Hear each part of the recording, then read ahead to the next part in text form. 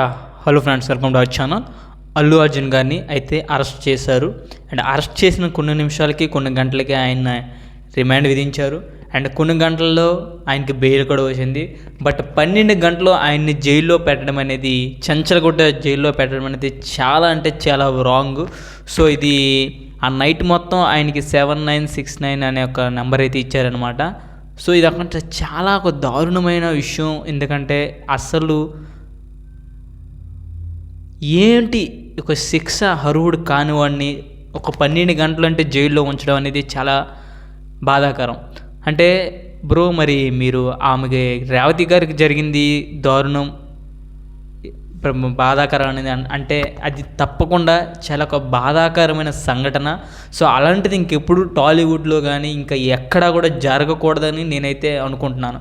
So stamping అనేది చాలా అంటే చాలా బాధాకరమైన ఇన్సిడెంట్ అనమాట. సో అల్లు అర్జున్ గారు ఇందులో ప్రత్యక్షంగా కానీ పరోక్షంగా కానీ ఆయన తప్పు లేదు కాబట్టి కోర్టు కూడా దాన్ని స్టే అవ్వడం అండ్ ఆయనకి బెయిల్ ఇవ్వడం కూడా జరిగింది. కాబట్టి దట్టు ఆయన నైట్ జైల్లో ఉంచడం అనేది చాలా బాధాకరమైన విషయం అని నేను చెప్తున్నా. సో అల్లు అర్జున్ గారు నైట్ ఒక జైల్లో పడుకున్నారు. సో ఆ జైలు నేల మీద పడుకున్నారు. ఆయన చెప్పిన మాటలే, ఆయన ఏమీ తినలేదంట నైట్ మొత్తం. సో ఆయన్ని మార్నింగ్ 6:30కి గీతా ఆర్ట్స్ అల్లు ఆర్ట్స్లోకి అయితే తీసుకొచ్చారనమాట. సో అక్కడ నుంచి తీసుకొచ్చి ఆయన ఒక ప్రెస్ మీట్ అయితే పెట్టారు. సో అక్కడ ప్రెస్ మీట్ పెట్టి నా ఫ్యాన్స్కి ఎవరు అన్కండిషనల్ లవ్కి నేను చాలా అంటే చాలా రుణపడిపోతున్నాను. Thank you India, thank you so much, thank you media and ప్రతి ఒక్కరిని థ్యాంక్ యూ చెప్పేసి ఆయనైతే చాలా హ్యాపీగా ఉన్నాను, నేను చాలా సేఫ్గా ఉన్నాను అయితే చెప్పడం జరిగింది. సో కొంతమంది ఏమంటున్నారు, ఇది ఒక తెలంగాణ గవర్నమెంట్ కావాలనే అల్లు అర్జున్ గారిని ఇరికించి అల్లు అర్జున్ గారిని జైల్లో పెట్టాలని ఇగోకు తీసుకొని ఇదంతా చేశారనేసి అయితే చాలామంది రివెంజ్ ప్లాన్ చేశారనేసి అంటున్నారు. ఆ రివెంజ్ ఏంటనేది మనకైతే తెలియదు, మరి వాళ్ళకే తెలియాలి అది. సో మీరేమనుకుంటున్నారో అది కూడా కామెంట్ చేయండి. సో అల్లు అర్జున్ గారిని ఇలా అయిన తర్వాత టాలీవుడ్డే కాదు, అటు నుంచి కాలీవుడ్, కన్నడ వాళ్ళందరూ కూడా ఒక జట్టు అయ్యి అల్లు అర్జున్ గారిని పరామర్శించడానికి అయితే అల్లు అర్జున్ గారి దగ్గరికి వచ్చారనమాట. సో అయితే ఇంతమంది వచ్చారు కదా బ్రో, మరి మెగా ఫ్యామిలీ నుంచి అసలైన వాళ్ళు ఎందుకు రాలేదు అని అనొచ్చు. సో అది మాత్రం మెగాకి అండ్ అల్లుకు వచ్చిన పోరులో ఇదంతా ఏమవుతుందో, చివరికి ఎటుపోతుందో, చివరికి ఎక్కడికి తెగుతుందో అనేది మనకైతే అర్థం కావట్లేదు. సో ఎవరెవరు వచ్చారంటే మెయిన్గా నిన్న చిరంజీవి గారు వచ్చారు అండ్ ఈరోజు కూడా వచ్చారు చిరంజీవి గారిని. ఆయన అయితే హ్యాట్స్ ఆఫ్ చెప్పాలి. ఇండస్ట్రీకి ఒక పెద్ద మనిషిగా అప్పుడైతే ఎలాగ టికెట్స్ రేట్స్ కోసం పోరాడారో ఇప్పుడు అదే తరహాలో ఆయన అల్లు అర్జున్ గారి కోసం వచ్చారు. ఆ ప్రేమను అయితే చూపించారు అండ్ అన్కండిషనల్ లవ్ ఏదైతే ఉందో ప్రజల నుంచి కూడా మెగా స్టార్ అనేది అదైతే వర్త్ అనేసి అయితే నాకు అనిపించింది. సో మెగాస్టార్ చిరంజీవి గారు వచ్చారు అండ్ రానా వచ్చాడు, తన బర్త్డే ఈరోజు. అండ్ నాగ చైతన్య వచ్చాడు, శ్రీకాంత్ వచ్చాడు, మన కన్నడ స్టార్ యూఏ హీరో ఉపేంద్ర గారు అయితే వచ్చారనమాట. సో ఉపేంద్ర గారు మేబీ అనుకోవచ్చు మీరు ప్రమోషన్స్ కోసం వచ్చారనేసి, బట్ ప్రమోషన్స్ కోసం వస్తే ఆయన వేరే దగ్గర చేస్తారు, అంతేగాని ఇలాంటి దగ్గరికి వచ్చి ప్రమోషన్స్ చేయరు కదా. ఆయన వచ్చారు ఒక సానుభూతి తెలియజేస్తూ. సో ఇంతమంది వచ్చారు, మరి ప్రభాస్ అన్న ఎక్కడా, ఎన్టీఆర్ అన్న ఎక్కడ, వీళ్ళ రామ్ చరణ్ భయ్య అక్కడ, వీళ్ళందరూ అనేసి అడగొచ్చు. బట్ ప్రభాస్ అన్న అయితే ఈరోజు ఈవినింగ్ మ్యాక్సిమం కలిసే అవకాశం అయితే ఉంది. అంటే ఆయన out of state or out of కంట్రీలో ఉన్న షూటింగ్ అవుతుందనేసి అయితే తెలిసింది. మరి ఎన్టీఆర్ అన్న అయితే ఏమైందో మనకు తెలియదు.